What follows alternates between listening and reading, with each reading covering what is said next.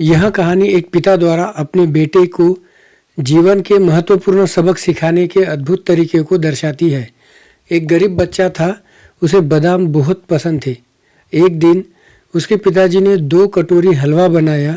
एक कटोरी में हलवे के ऊपर 2 बादाम सजाकर और दोनों कटोरी बच्चे के आगे रखकर बोला, चुन लो।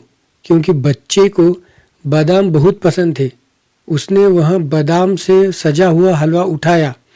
लेकिन उसे उस समय बहुत गुस्सा आया जब उसे इस बात का एहसास हुआ कि उसके हलवे में बस वह ऊपर वाले 2 ही बादाम थे, हलवे के अंदर कोई बादाम नहीं था।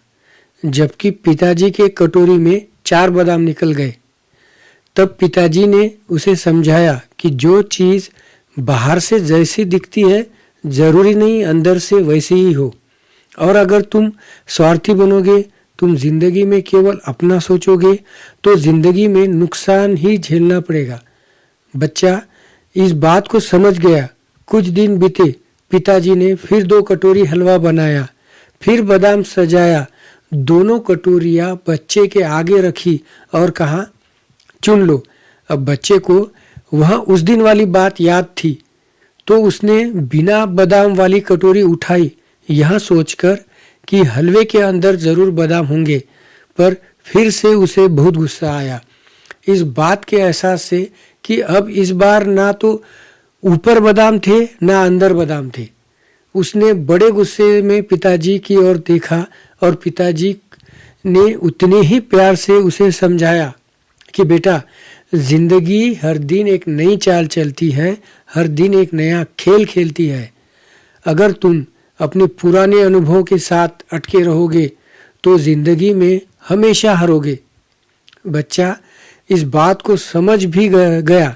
कुछ दिन फिर बीते, फिर पिताजी ने वही हरकत करी। बादाम सजाकर दोनों कटोरियाँ बच्चे के आगे रखी और कहा, चुन लो। इस बार बच्चे ने कहा कि पिताजी, 2 बार से मैं चुनते आया हूँ, इस बार आप हलवा चुनो। जो आप नहीं चुनोगे, जो आप छोड़ दोगे, वह मैं खुशी खुशी खा लूँगा। पिताजी ने बादाम से सजा हुआ हलवा उठाया। दोनों ने हलवा खाना शुरू किया। इस बार बच्चे के हलवे में 8 बादाम निकले और वह बहुत खुश हुआ।